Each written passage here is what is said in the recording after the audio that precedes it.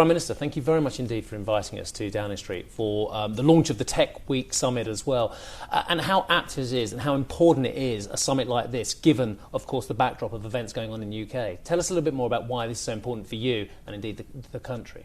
Well, London Tech Week is a great opportunity for us to welcome the investment that we've had in the UK from tech companies, recognise the huge opportunities there are here in the UK for tech companies to start up and grow, and to talk with people around the table. As I did this afternoon, we had venture capitalists, we had people who've set up tech companies, who've sold tech companies, set up more tech companies, people who are really innovative in this sector.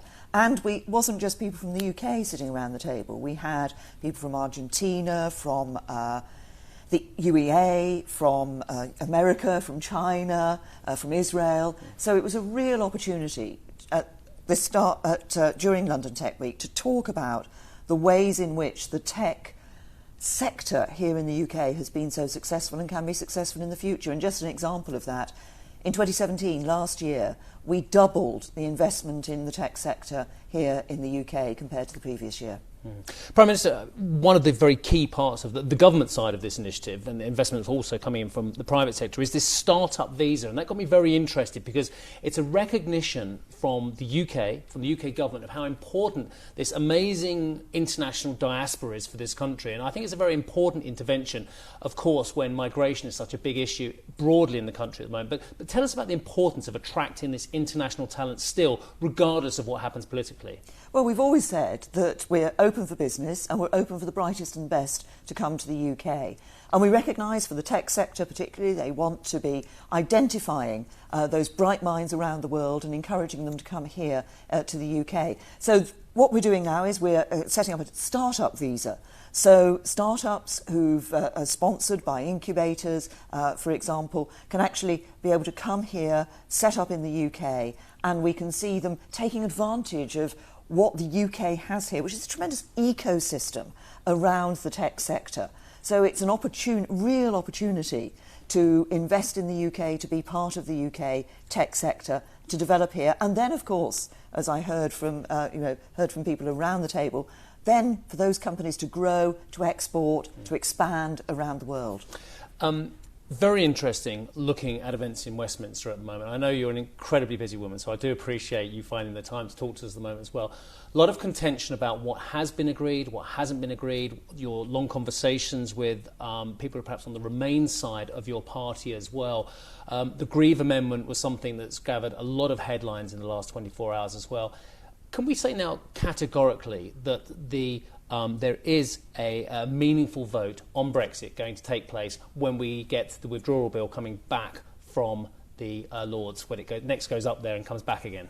Well, you're getting into details of parliamentary process there. The key things are that there will be an opportunity for Parliament. There's different roles here. The government determines policy, and the government obviously needs parliamentary support to be able to implement that policy.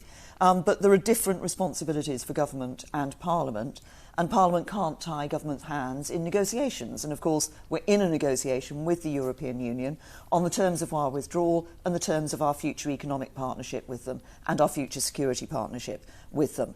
And I'm very clear also that Parliament can't overturn the vote that was taken by the British people to leave the European Union. But we're putting this EU withdrawal bill through, and the reason we're doing this is to give businesses the certainty of knowing the basis on which they'll be able to operate the day after we leave the European Union compared to the day before. So bringing EU law into UK law so that for businesses they'll see a smooth transition, they'll be able to continue operating, and they'll know the basis on which they can do that. Sorry, Prime Minister, on that point being the same question really, have you now agreed with those 12, 15 MPs who were potentially going to vote against you? Have you now agreed to give a meaningful vote to Parliament towards the end of this process? Well, there have been various clauses put in the bill. There is always going to be what I consider to be a meaningful vote in Parliament. Obviously, there's been a lot of argument about what that means. What I've done is recognise that there were concerns about the nature of the bill itself, about how this was expressed in the bill. We're talking to those colleagues about the bill, and as I have said today, we'll bring a further amendment back to the House of Lords when the bill returns there. But the key point is that we as a Parliament will be delivering on what the British people voted for, which was to leave the European Union. We're negotiating a deal with the EU, and we're negotiating a deal to continue to be able to trade on a good basis with the European Union, but also to be able to develop trade relationships around the rest of the world as an independent trading country and not as part of the European Union in the future. I think that's good for the UK. I think it'll be good for business. I think it'll be good for those people who want to invest here in the UK. Prime Minister, there's been criticism, not least from the Institute of Government a couple of days ago, about what is creating an atmosphere where we don't get a good Brexit as well. And they have claimed that it's political divisions, a culture of secrecy in Whitehall, splits in the cabinet on critical decisions, and a lack of availability of information as well. Do you as Prime Minister take any of those criticisms on the chin and say, I understand where they're coming from as well, and I am still the woman, the person to lead us through Brexit, regardless of those criticisms, and in fact I'm going to hear those and I'm going to move on having heard those and acted upon it? Well, let's look at what the government has done in terms of the information we've made available to people. Last summer we published a whole series of papers about our thoughts on various aspects of withdrawal. We've continued, I've made speeches which have set out our position.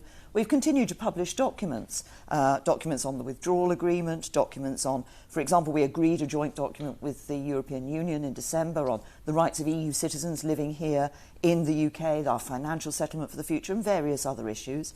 And on every aspect of this, as we look at it, we're able to make information available as appropriate. But this is a negotiation. I said right at the very beginning of this, nobody, and I don't think anybody watching this would expect us to give a running commentary on our negotiating strategy and the negotiations we're involved in.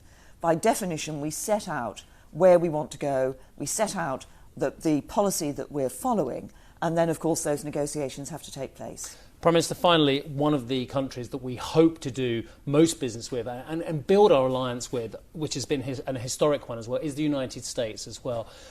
The problem is Mr Trump at the moment seems, dare I say it, to be a bit of a loose cannon, where it becomes about the Iran deal, about G7, about COP21, about free trade, about tariffs as well. He has had some success, of course, it appears, in Singapore with Kim Jong-un, and we're all very grateful of that. But do you feel that Mr Trump is a reliable partner for the United Kingdom going forward? Well, look, first of all, can I say, I welcome what has taken place in Singapore. I think what President Trump has been doing with North Korea is important, not just for that region, but for the rest of the world as well. The United Kingdom has had a long-standing, a long-enduring special relationship with the United States. This cuts across a whole range of areas. So, yes, obviously it's been a defence and security partnership. We saw the United States and their support that they showed through the way they reacted after we had the Russian use of a nerve agent on the streets of Salisbury, a city here in the UK. The United States, like us, expelled a number of Russian diplomats. We worked with the United States and France on the response that we gave to the use by the Syrian regime of chemical weapons in Douma just a matter of weeks ago. And we continue to work with the US on security and defence. We've got a good trading and investment relationship with the US already. Every day, every working day, 1 million people wake up here in the United Kingdom and go to work for an American company. And every working day, 1 million people in the United States wake up and go to work for a British company. So we've got that good relationship, but yes, we want to build on that for the future. And at the G7, President Trump and I had the opportunity briefly to talk about how we continue to want to be able to develop a U.S.-U.K. trade deal after we leave the European Union. Yes, there are some issues on which we disagree. We disagree on the steel and aluminium tariffs that have been imposed on the European Union and the UK within that, and we disagree on the nuclear deal in Iran. The point about the relationship is that we're able to have those disagreements and talk those through. But that special relationship between the US and the UK continues, and I think will endure long into the future. Prime Minister, thank you very much indeed. Thank you.